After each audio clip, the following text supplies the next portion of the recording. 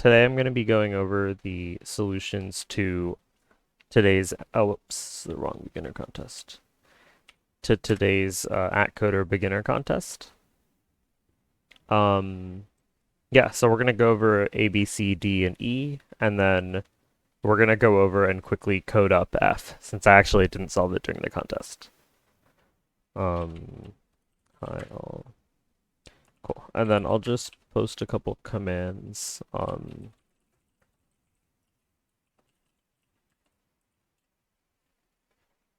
Cool. Yeah, and I recently created a Discord, so that people can kind of stay in tune with what I'm up to and like what I'm gonna stream or upload next. So definitely feel free to join that. You can type !Discord in the chat to get the link, and it's also on my about page. Um, cool. So I guess let's get started.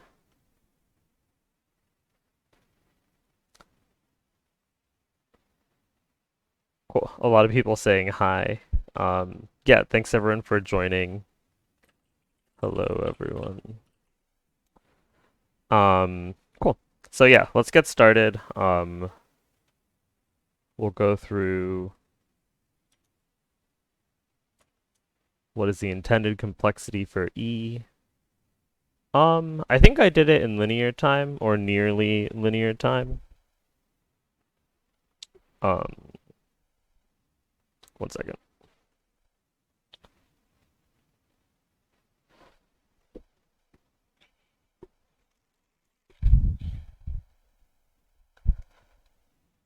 All right, I gotta hydrate, so I had to grab a bottle of water.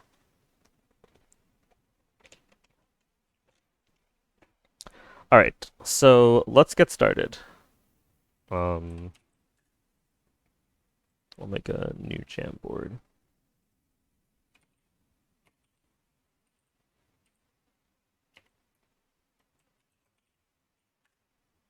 Is that the date? Cool.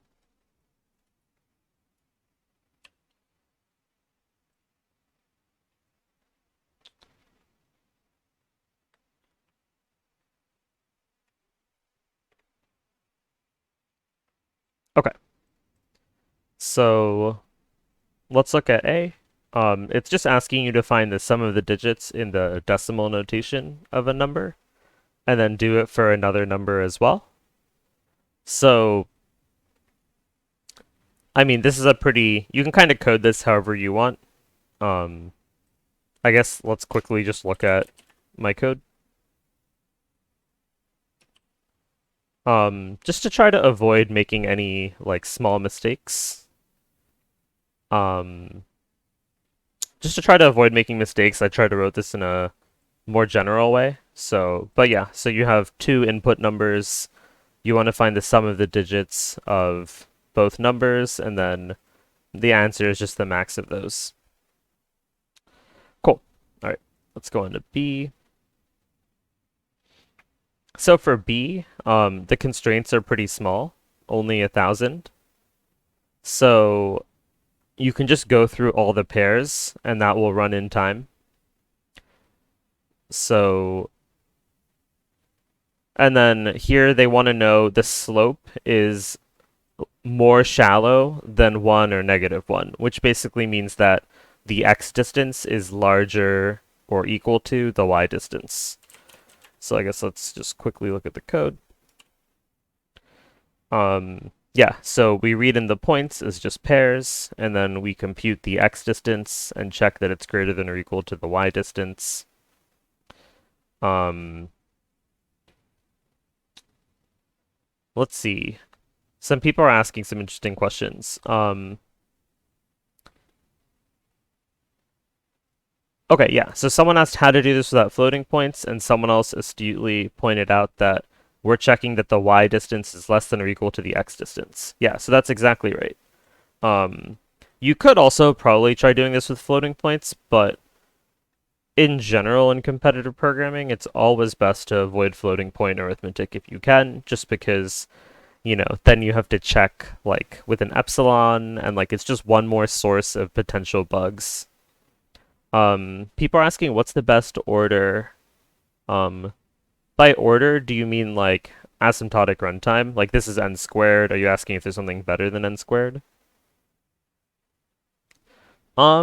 That's a good question. I mean, honestly, I thought about this problem for only a few seconds because um, n squared is good enough. um, but let's see.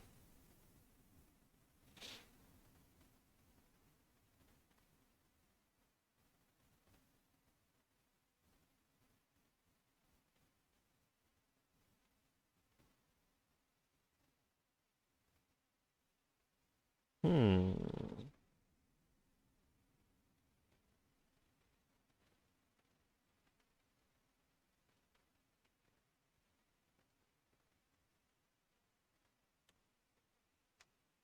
Off the top of my head, I don't know of a better solution, but let's try to think about it a little bit. Um, so if you have some collection of points, you want to kind of look at the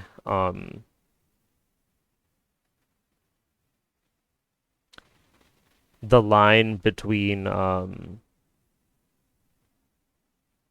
any pair of points, and you want to check that it's more shallow than like this diagonal line.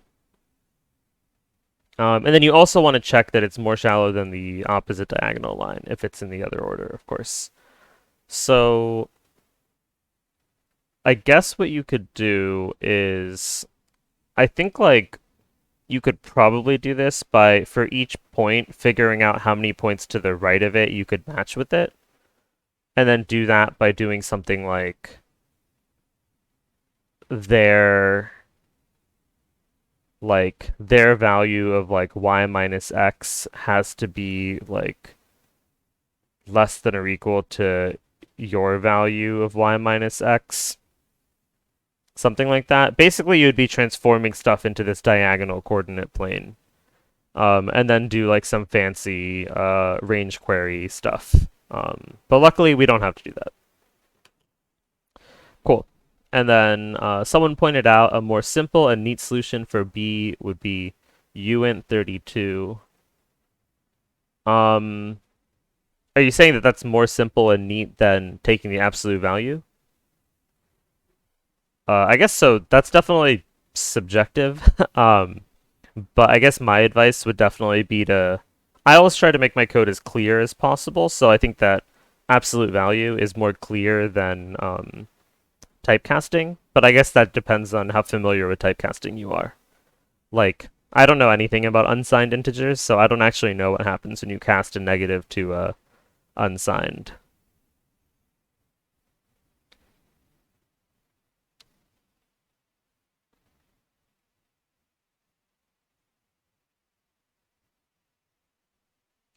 Cool. Okay. So yeah, a lot of people are asking about D. So let's just quickly go over C and then we'll get to D. It will take mod with 2 to the 32.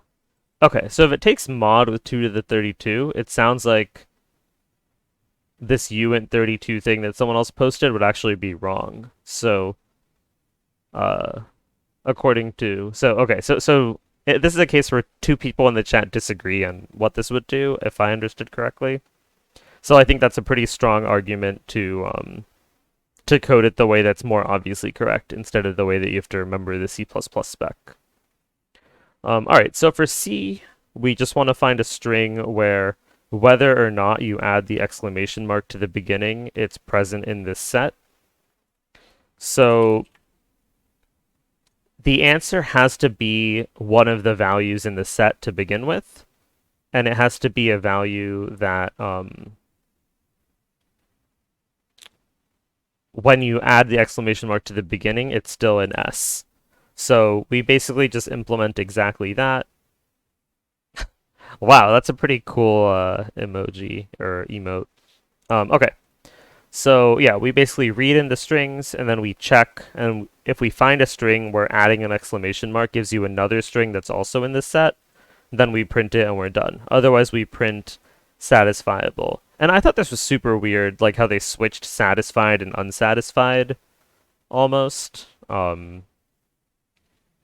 It seemed kind of like confusing for no reason. But I guess it's to let people practice, not making these little mistakes. And yeah, some people in the chat are saying the description is confusing. Um, Someone asked why not use double for finding the slope? Why use the absolute value of the float or of the integers? The reason for that is, as we discussed earlier, using doubles or floats gives you a higher chance of having some sort of weird problem with precision. Like if you divide two numbers, it might not be exactly um, representable as a double, etc. Um, yeah, somebody said they asked for a clarification on C. Yeah, so technically the statement of C is completely clear and unambiguous, but it looks like it's wrong, right? Why do you find it confusing? It agrees with the general terminology of SAT. Oh, okay. That makes sense, actually. Okay, yeah. So somebody's saying that these are like your variable names, and then your clauses are either the variable or not the variable. So checking if there's a contradiction means that you can't satisfy that assignment. Okay. That's a pretty good insight. I was just kind of thinking like we have this condition that we're looking for, which is like it appears twice in the set. Um, See if there's a string that meets that condition. Okay. That's a pretty cool interpretation. Right. Let's see if people are asking any other questions. Someone said they asked for clarification and they got the response. Just read it again carefully. Awesome. Someone's checking to see if why not divide by 0. So actually, the way that I implemented it, you don't have to worry about dividing by 0, because we didn't do the fractions. Okay, so let's look at D. So basically, what we're doing, you have to read this pretty carefully, but basically, what happens is we want to pick some towns to make everybody vote for us, and then in the other towns, some people will vote for our opponent, and some people will vote for or some people won't vote at all. Um, Let me just quickly read chat. Someone said I need better ways to spend my channel points. Yeah, that's a great suggestion. I'm trying to think of ways to spend channel points, so definitely join the Discord. And there's a suggestions channel in the Discord, and I'd love to hear suggestions there on how to improve the stream in general.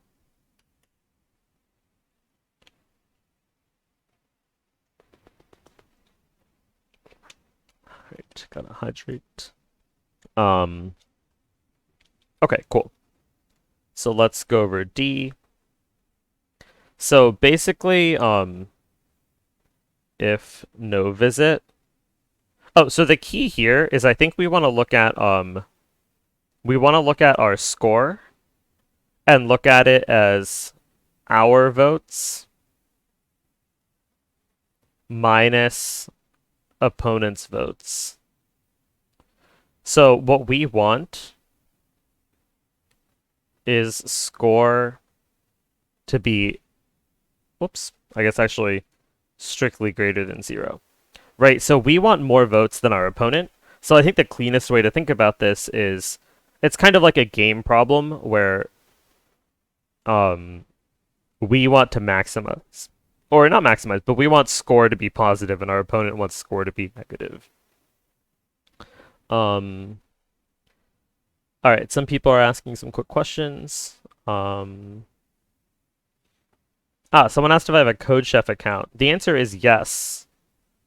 I forgot my username. I think it's probably on Inoza, but I think I've done like one CodeChef contest.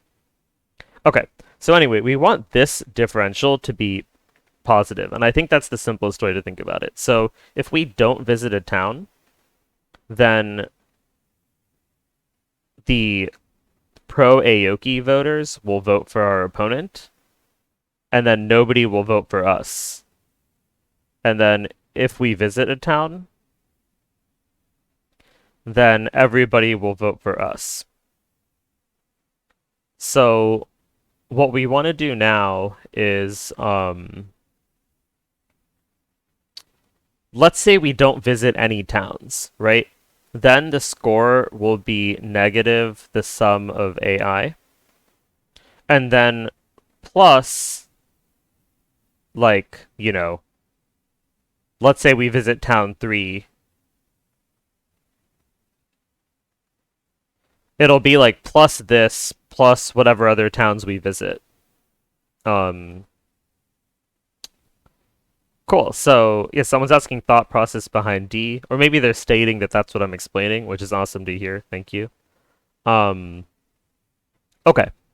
So, basically what we're doing is for each thing that we actually add in, we're negating the no visit score, and then we're adding the visit score. So we're adding A plus B plus A. And then we want to pick the minimum number of towns so that this total sum is going to be greater than 0. So if we're picking a bunch of things that add up to, something, and we want to get the minimum number of things to add up to some threshold value, then you obviously want to pick the biggest ones first. So let's look at the code. So yeah, kind of as we described here in the whiteboard, our baseline score, if we don't visit anything, is negative A for each town. And then the possible amount of differential score that we can add is A plus B plus A, or 2A plus B.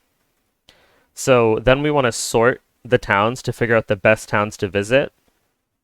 Taking care to add them in the right order, we want to add the biggest ones first. So here I sorted them ascending, and I took the ones from the back. And then as a result, you just pick the largest ones over and over until you have your differential here, or your score, being greater than 0. And then here, the number of things that we took out is n minus the number of things that we didn't visit. Diffs here is the towns that we still have yet to visit. So it starts with all the towns and it goes down to potentially, I guess, none of the towns or some of the towns. I don't know. But anyway, that's the implementation. It seems like some people are asking some questions. Why are your solutions to Atcoder in the code forces directory? Great question. That's just the name of my folder in on my computer, and then I put all my contests in it. So code forces here is slang for competitive programming. Somebody said D was easy. That's awesome. And then Shiwu19 says sorted the pairs by 2A plus B, and then used a suffix sum array to compute the sum of A for suffixes.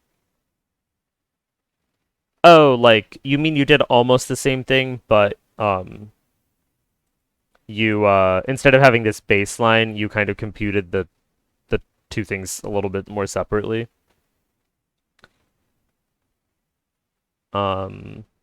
Okay, cool.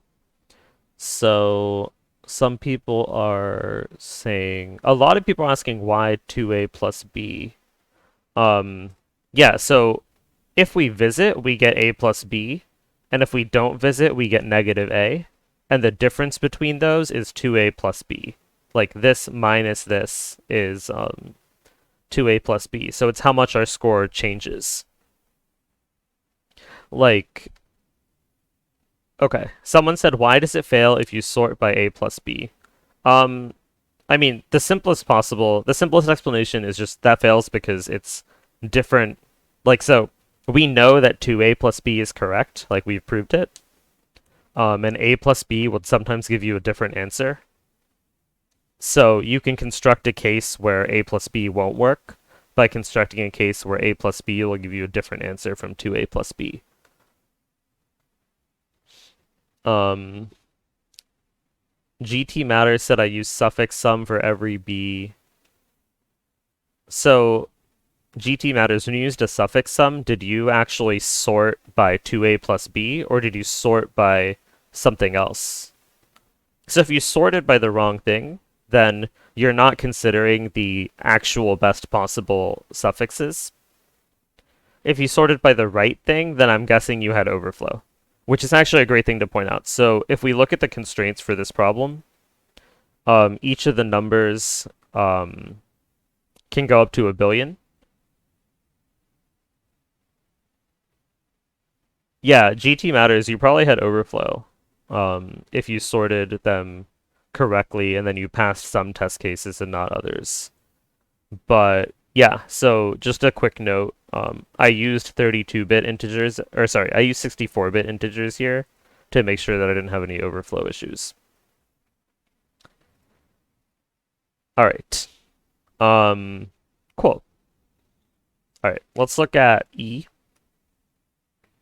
So E was like kind of a slightly confusingly written problem, but after the little exercise in statement reading, it boils down to a relatively simple tree problem. Or maybe not simple, but relatively standard.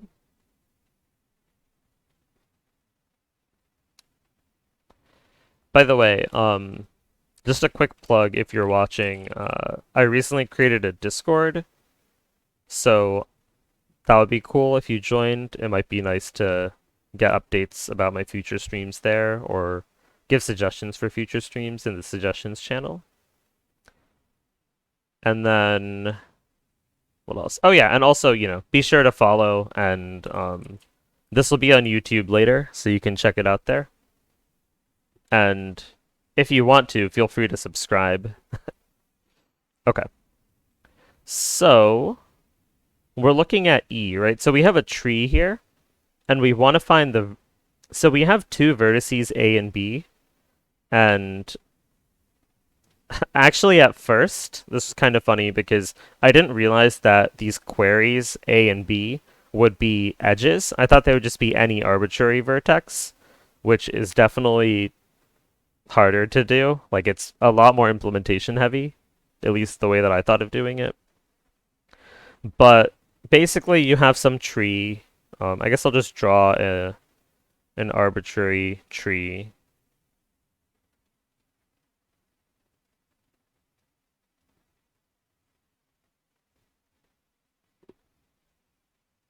And, all right, someone said why, but I don't know what they're referring to. So, why what? Definitely we'll try to answer that. Okay. So let's say this is A and this is B. Then all the vertices that are reachable from B without passing through A would be like these. And then all the vertices that are reachable from A without passing through B would be exactly everything other than this. Oh yeah, if people are saying why would it be harder if A and B were arbitrary vertices, the answer is that you have to find the highest ancestor of B that's lower than A. If A is an ancestor of B, so I think even if you have an LCA pre-written, you would still have to like do binary lifting to find the highest child. Anyways, so what we want to do here is so we're either adding all this stuff in this subtree, or we're adding to everything outside the subtree. So we can kind of just break that into two cases. Um, so let's imagine like a naive solution to this.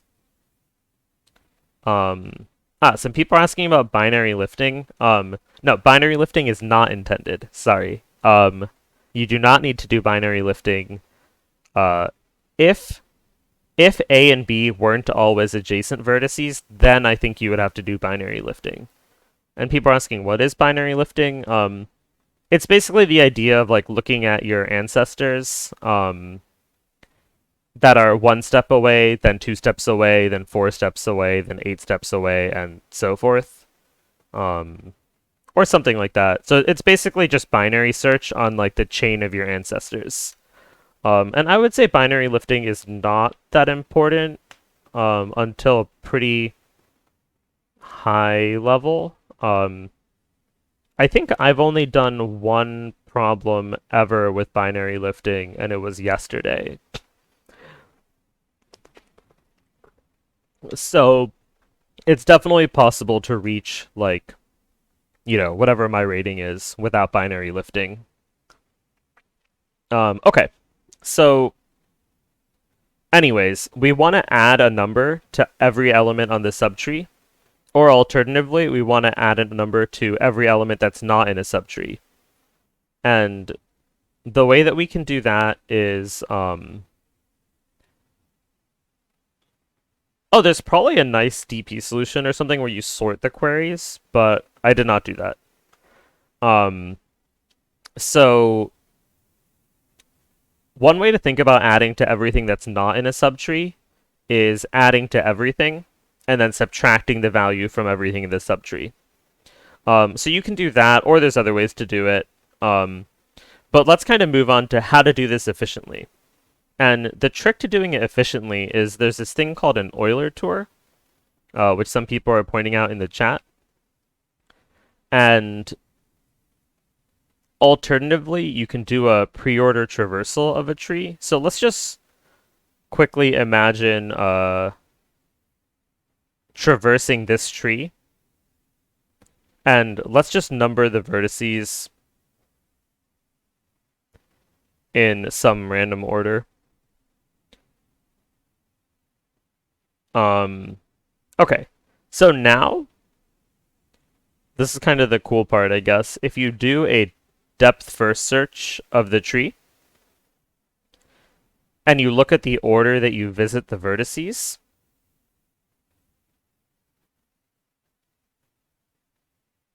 the depth first search would look something like this.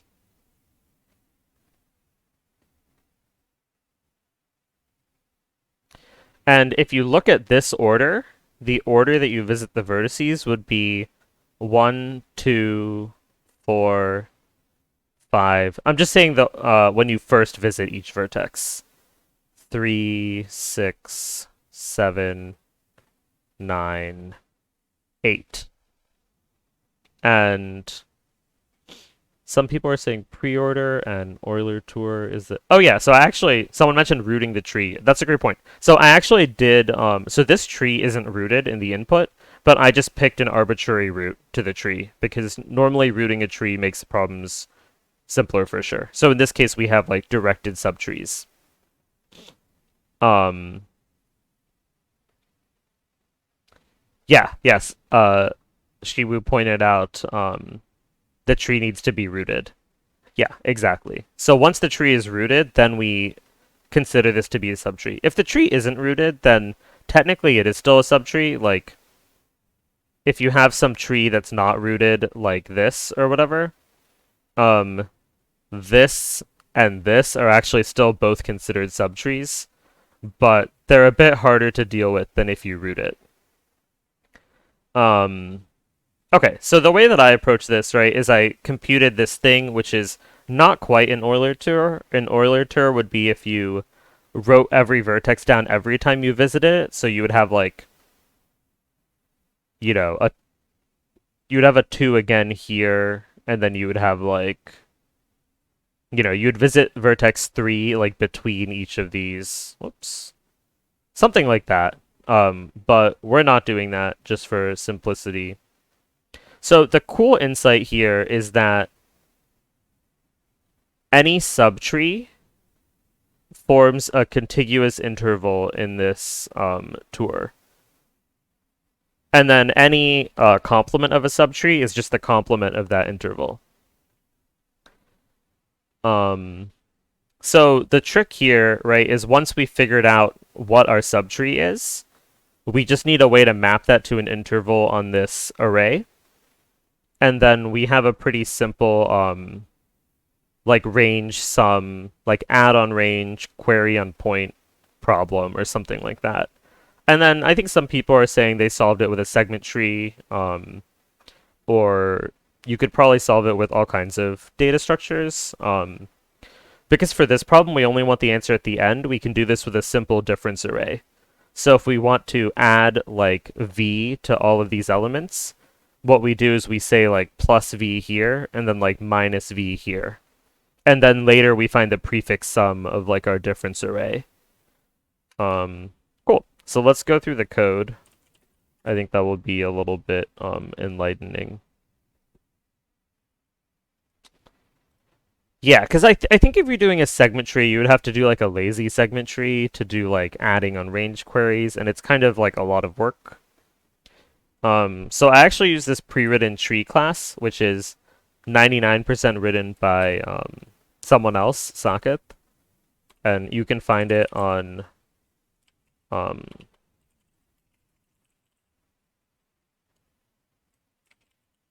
in the algolib repo. Anyway, this tree class is pretty nice because you can add edges to the tree, and then init performs a DFS, and then it gives you a pre-order traversal. So we can quickly look at the code just because it might be useful to understand exactly what the pre-order traversal is doing. Oh, some people are saying you don't need a lazy segment tree. You can do plus x and minus x. Oh, yeah. So you can also use a binary index tree, also known as a Fenwick tree, instead of an array, using this same kind of prefix sum and difference trick. Okay, so basically what we have is here we go.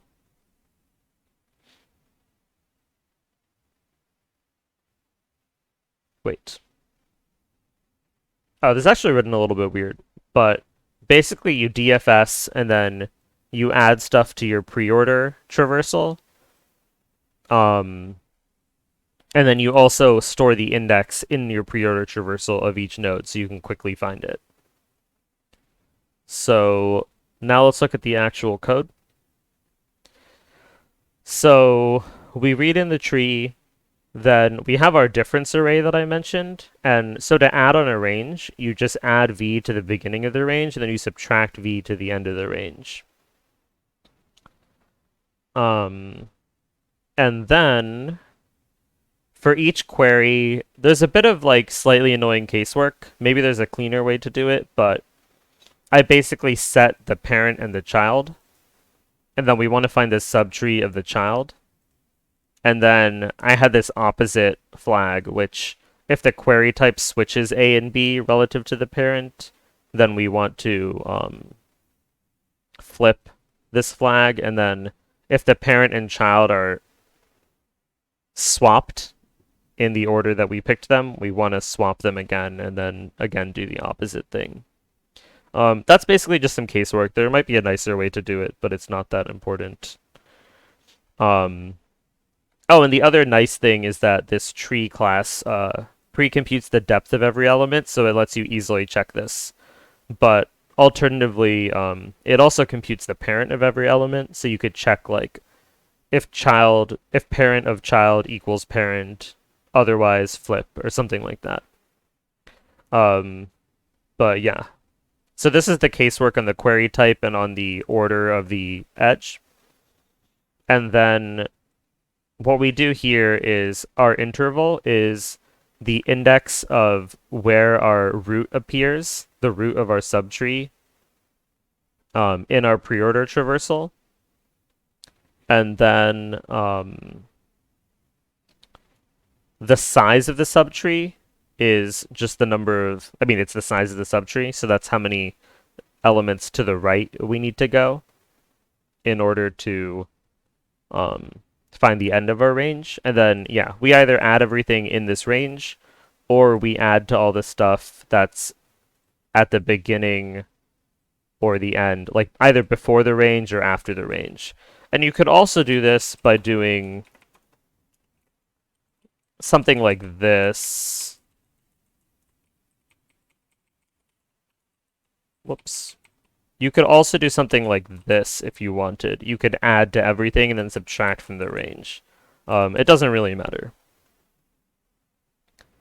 All right, let's see. Some people are saying stuff.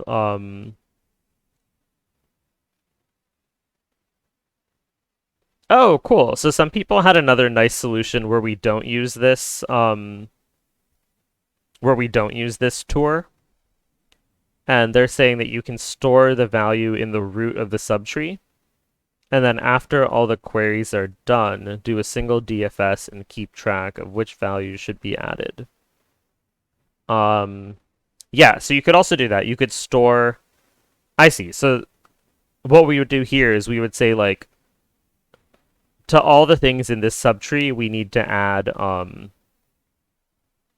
like this value to them, and then later when we're doing a traversal, we can keep track of like the current sum that we need to add.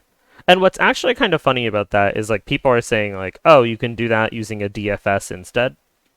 Um, so this is kind of separating the DFS from the thing because when you do the DFS and you keep track of the current value, it's actually exactly the same as going from left to right in this array and keeping track of the prefix sum so far.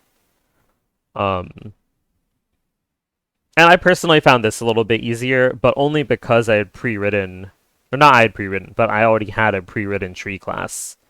Um, so I didn't have to worry about like, messing up the DFS, for example. Um, let's see. All right. Please look is asking the same question a bunch of times. On large cases. All right, so maybe your code is wrong. Um, and maybe you have overflow.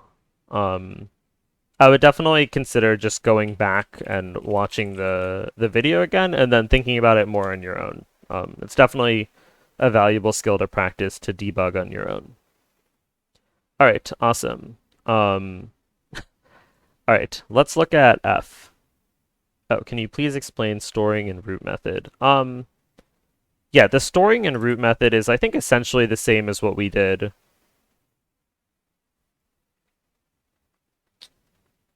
Um, someone said problem F was this, and then linked to a Codeforces blog. Okay, that's pretty cool. Maybe we'll go over that in a bit. Okay. And then someone asked if the vertices were not adjacent in the queries, can we root the tree arbitrarily? Yeah, so you could still root the tree arbitrarily, but then you'd have to do a little bit more work to actually find the appropriate subtree for a query. Because the subtree wouldn't be rooted at one of the two vertices, it would be rooted at like the highest ancestor of one of them that's like not an ancestor of the other one, or something like that. Okay. Cool. So let's look at F. Um, so actually it seemed like there was a relatively simple solution for F. Um, and I did not come up with it. I saw some other people's code later. I definitely thought it would TLE, but I guess it is just fast enough. So we'll try coding it up.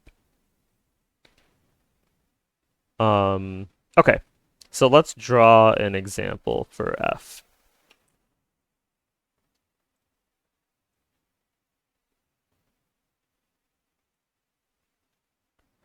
F.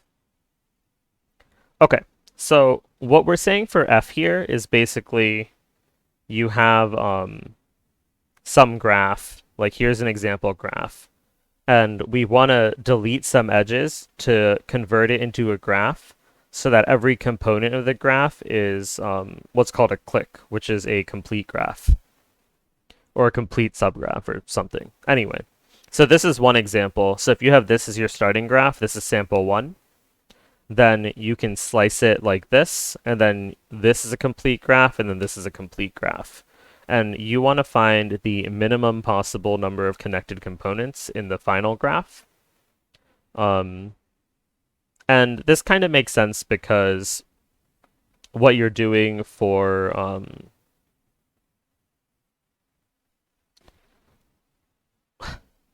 oh, someone says, what's the complexity of E? The one that we just went over. I guess I'll quickly answer that. I think it's basically, I think it's actually linear. Yeah, I think that the way that I did it is linear because you just traverse the graph and then you just have some indexing and adding to arrays. You can also do it in n log n if you want by using a Fenwick tree or similar. Okay. So here we want to find the minimum number of components. And the minimum kind of makes sense, right? Because if we want to find the maximum number of components, we would just delete every single edge, and then we would have a bunch of components of size 1. Okay, someone asked a really good question, which was, why is the answer for the second case of f equal to 5, not 4? So the second case of f looks something like this, if I remember correctly.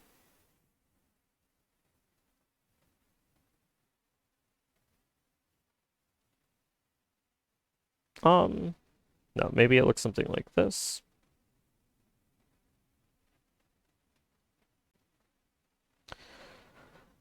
Um, did it look like this?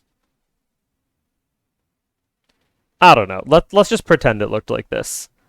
So basically for the second example, it seems like you can divide it into like this piece. Oh, I'll use a different color. It seems like you can divide it into this piece, and this piece,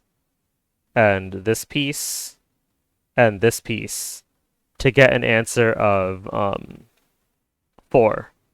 But and I actually used the CS Academy graph editor for this problem, and that's why I got a little bit bamboozled because I just pasted in the input. But it also just had a random extra vertex that wasn't connected to anything. So that's the fifth component. And I actually didn't realize this. I thought about this for a while, and then I wrote like a brute force, and then printed out all the possibilities. Um, and then I tried to map the output from my brute force back onto the graph that I drew. And then I eventually saw, oh, there's some extra node that just isn't in this graph. Oops. Yeah, the reason being, if you just copy paste this into the CS Academy graph editor, because you don't provide a vertex list, it only shows vertices that have an edge. So it's just missing yeah, there's no 7 in this edge list, but there is a vertex 7 in the graph. So that was pretty tricky. um, cool. So I actually had a completely wrong solution to this problem. All right, so let's kind of go to the next page. So the intended runtime is something like this, which I think is just fast enough. It's something like 3 times 10 to the 8th.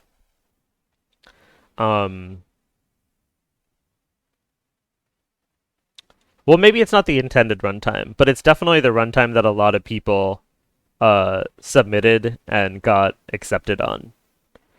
Um, which is kind of funny. But basically, you want to, right? So n is pretty small here. It's like 18. Um, so basically, what you want to do is something like look at every single click, and then check if, um, You want to look at like every single click and then check like what it gives you if you keep it, something like that. Um, yeah, I tried to do some wrong solution involving flow and had some issues. Oh, Neil says I think you need to do the complement graph instead.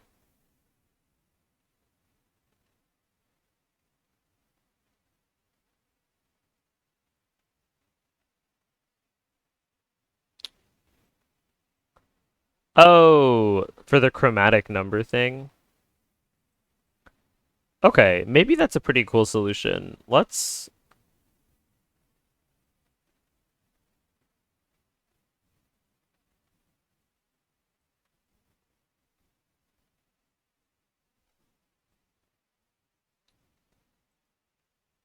see.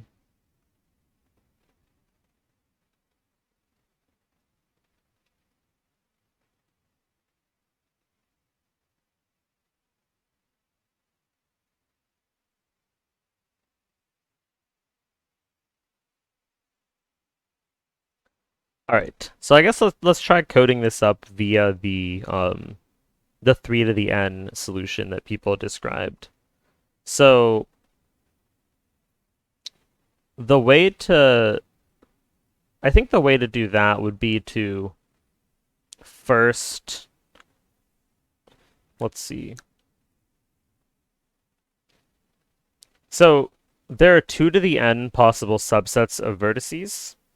And for any given subset of vertices, you can check to see if it's a valid click. And then you can make a list of yeah, so Neil, do you happen to know of a better than 3 to the n solution? Is this chromatic number thing better than 3 to the n? And yeah, I also thought that was weird. I feel like they would have done like 16 or 17 because at some point I typed like 3 to the 18 and then I was like, "Oh, that's like a big number." Um,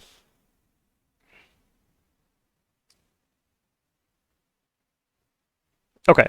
Anyway, so what we can do is we can look at every possible click, and then we want to kind of, as we did before, we want to divide the graph into some set of clicks that cover every vertex exactly once. So I think what you can do is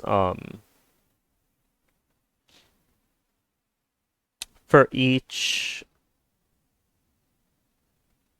hold on.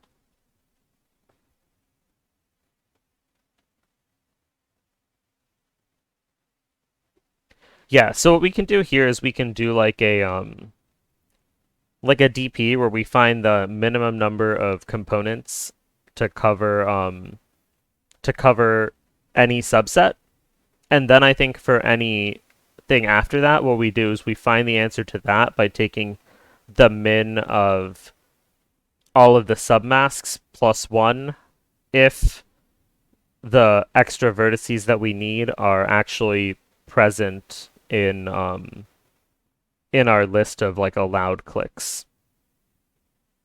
All right, so let's quickly code that up, and then maybe after whoa, okay, and then maybe after that we can try to understand the chromatic number solution as well.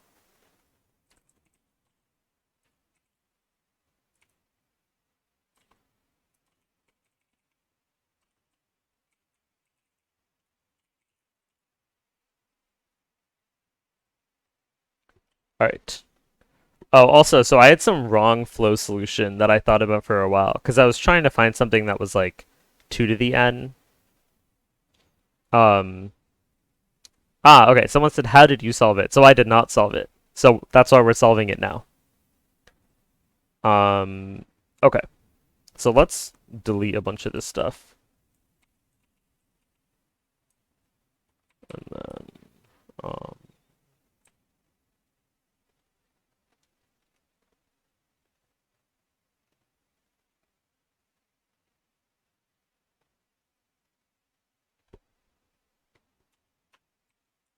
okay. So I'll move my tablet. Someone asked for my @coder handle. It's Anidoza. It's the same as my Twitch and the same as my Code Forces. Oh, and it's right up here.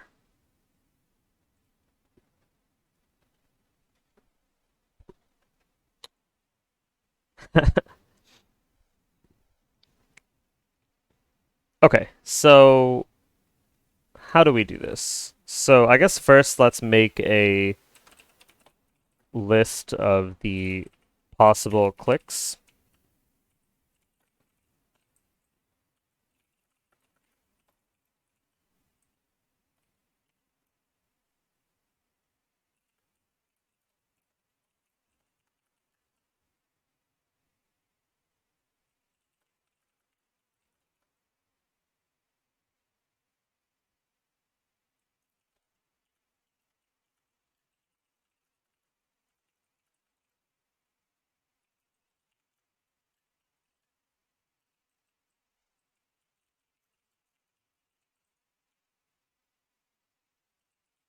Let's see.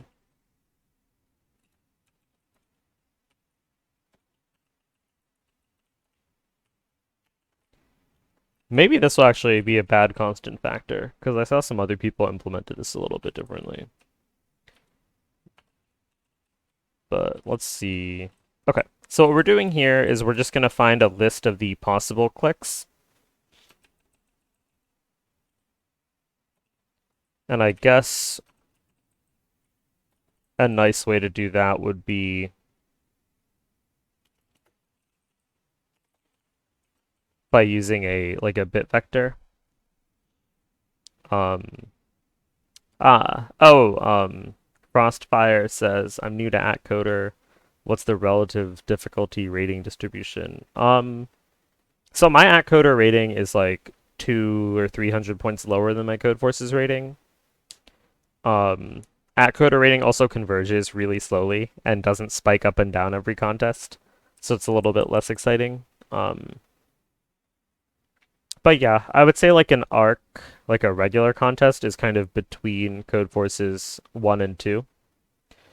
Div 1 and Div 2, I mean.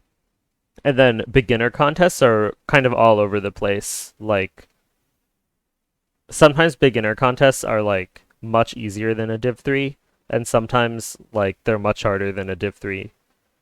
Um, the first two problems on a beginner contest are always much easier than any problem that's on any Codeforces contest. Like almost always the first problem on a beginner contest is like an if statement. But then the last problem is kind of all over the place. Like sometimes it's like, you know, quite difficult and sometimes it's like pretty easy. Okay. Okay. Let's see if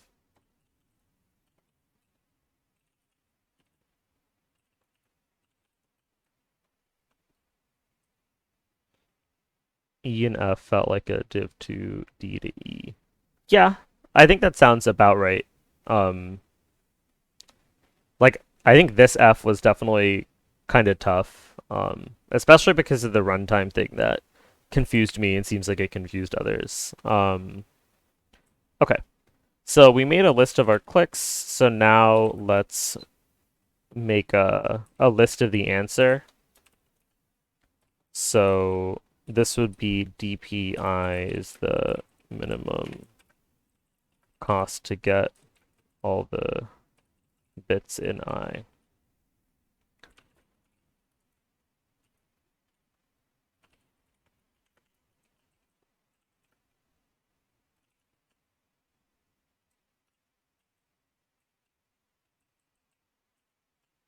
Actually, we can just say that infinity is like n plus 1, since we're never gonna get to that. Um, cool. Is this your first Atcoder contest?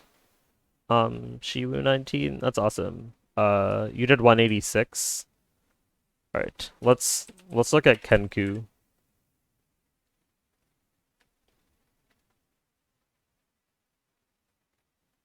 Ah, okay. Interesting. Wow, this one was almost the exact same difficulty distribution as 186. Though I found 186 a lot easier, as well. Like I think Throne I found much easier than Through Path. although I might be slightly better at number theory and slightly worse at trees. I'm surprised this one was rated so low, but uh, mostly just because I didn't get it. I was surprised.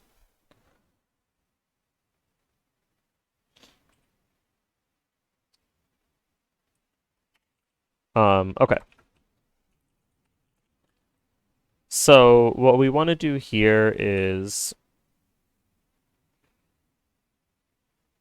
we want to iterate through all the submasks.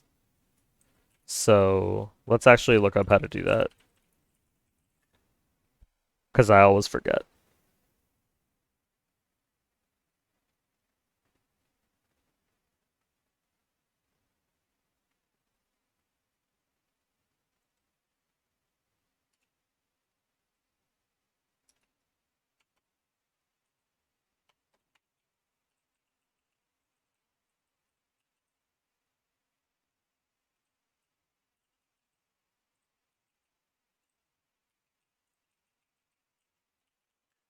Okay. So if J isn't a valid click, then we'll continue. Otherwise, we'll set our current value to the min of um, the other values that we need plus 1 because we're adding J. And I think this actually might just be correct.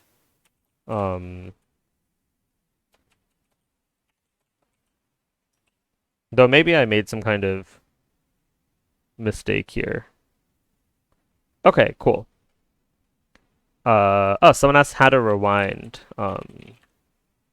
Yeah, so you can watch the current video in my Twitch past broadcasts. Matrix IJ is just the adjacency matrix. I just stored that while I was reading the input. I guess I actually never even use the adjacency list, do I? Yeah, okay. So I don't even need to store that. And I don't need to store the list of edges. Oh wait, do I? Well, I use it in my slow solution. Um, okay. So this seems fine. Let's try submitting it. This might TLE because some of this stuff is a little bit possibly unoptimized. But I'll just submit it and then someone's asking, does this thing jump from submask to submask? Oh yeah, I remember you were in a previous stream and I asked if this was LeBron the basketball player, but I think it was not. Um, yeah, so I just copied this from this website. CP Algorithms has a lot of great standard algorithms. It's definitely a good website to visit. I don't know all the stuff in here, but it has a decent amount of like standard stuff that everybody probably should know. And it's kind of clearly written, and it's like an algorithms thing with a focus on competitive programming, which is definitely helpful. Um, okay, cool. So this got accepted in 600 milliseconds, which is about a fifth of the time limit, which is actually like quite good. Um, so I guess that's what we wanted to do here. Um, okay, cool. And then yeah, so I guess that basically wraps up all the problems. So again, what we're doing here, oh, and there is a little bit of a subtlety here, which I guess is worth pointing out. So it seems like in the worst case, you have 2 to the n submasks of your given mask, and you have 2 to the n possible masks. So you would think that the runtime of this would be 4 to the n, but because this jumps between the submasks, it's actually 3 to the n. The reason for that being that if you want to count the number of pairs of mask comma submask, what you can do is every bit can either be in neither both masks or only the mask but not the submask. So for each bit there are 3 possibilities. So there are 3 to the n possible pairs of mask comma submask that this for loop goes through. Can you link the CP algorithms link? Yeah, it's right here. Um, and I think they probably explain some of this stuff too. Yeah, so if you iterate through all the masks and submasks, it's 3 to the n, and then they explain this same combinatorial thing. And they also have a nice binomial theorem explanation. Cool. Someone asked, can you explain F? Yeah, so I just finished explaining F. You can watch it on Twitch either by going to my videos, or you can subscribe to me on YouTube, and it'll be up in a day. Um, yeah, if you missed something, you should definitely rewind and check it out, or you can wait a day and then watch it on YouTube. And it'd be awesome if people join my Discord. I might crowdsource a little bit of help setting up future streams as well if people are interested in giving me early feedback on like a problem set or anything like that. Um, HQ, I guess meaning high quality. Um, yeah, Atcoder is definitely like I think Atcoder is actually considered to be like in some sense higher quality than Codeforces, although the beginner contests are actually pretty hit or miss because the beginner contests are intended to be educational. They're only rated below like a 2000. So a lot of the time the problems in the beginner contests are very formulaic or very standard. But as a result, they're also really good for learning. On Codeforces, there's kind of a philosophy, I think, pioneered by Anton, where you kind of want all the problems to have some like unique insight instead of being just completely standard. Even like a Div 3A or a Div 2A. And Atcoder doesn't really have that for beginner contests, but does have that for regular and grand contests. But the thing is, if you're like still learning or still practicing, it can be really valuable to have a website where you can practice these standard problems. Um, Sometimes a little boring, but if you haven't seen them before, it's really good to have problems where you can practice this or contests where you can practice this. Because if you're learning some technique for the first time and it's like a very standard technique, it's actually pretty difficult if the first time you're learning it is with a problem that combines it with some like clever observations.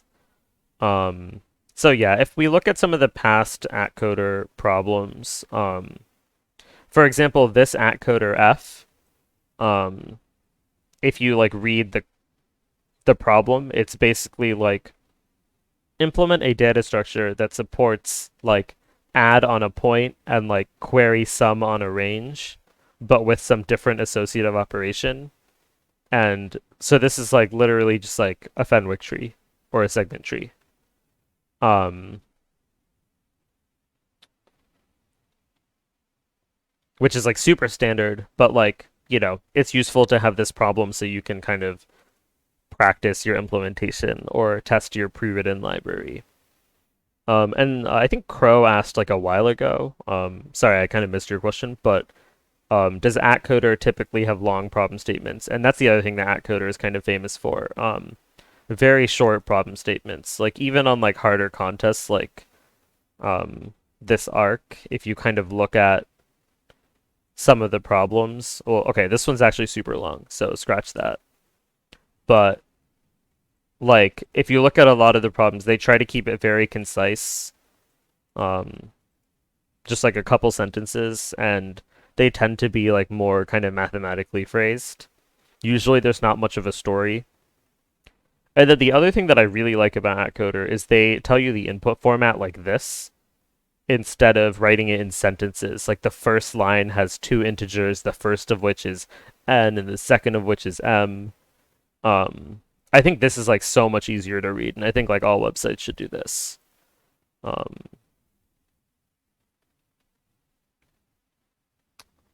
oh yeah, and someone said there are no test cases. I imagine they mean there's no system testing versus pre-testing.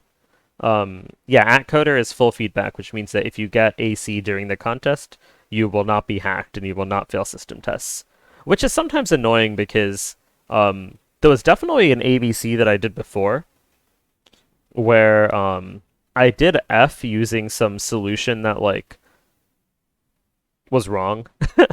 Like I solved F and I don't know where it is. It's pretty old, but I solved F using something that should TLE, but nobody hit my yeah, it was this one. So for this problem, like this is a long time ago, but for this problem, there's like an adversarial case where my solution is, I guess, like n squared time. So it would TLE, but that case wasn't in the test, so I just passed and got like a lot of plus rating, which is pretty lucky. Yeah, so there's no hacking and there's no separate system tests. So sometimes you have a wrong solution that just kind of squeezes through, which also happens on code forces, to be fair, but it happens less frequently on code forces, I guess. Well, that's not necessarily true, because it might just be that the pretests are stronger on Atcoder, but I guess a more precise statement is if they allowed hacks, you would get fewer wrong solutions that slip through. Um, oh, they add test cases after the contest. Oh, that's cool. I actually haven't seen that because I did this one problem. Yeah, I did this problem Independence a really long time ago when I was first starting out. I did this problem and my solution to it was actually just completely well, not completely wrong, but there are kind of like four steps to this problem, and the last step is solving like subset sum. And I think I solved it using like a greedy algorithm, which is just completely wrong. But the tests were weak, so I passed. And I think at the time it was like the hardest problem I had solved in Atcoder, so I was really excited. And then I realized like a month later that it was just wrong. Um, but yeah, cool. I guess that's a little bit of chatting about Atcoder. Um, but yeah, I definitely really like Atcoder. I recommend it. I think the problems are pretty fun. Um, and the only thing is it's a little bit early if you're in the US, especially if you're on the West Coast, which luckily I'm not. But but yeah. Um, all right. So I guess that's F. Oh, I guess let's read the discussion on Code Forces and see if anybody posted something interesting about F. 3 to the n won't work, but the constant is low. Yeah, so wow, there's a lot of LGMs who did this contest. That's awesome. Yeah, I added you as a mod between my last stream and this stream. Oh wow, someone said to check out my stream. I'll say thanks.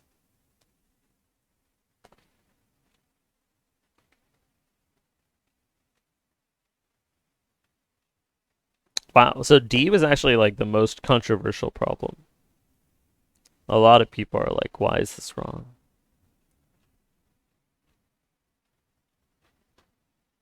How to solve F.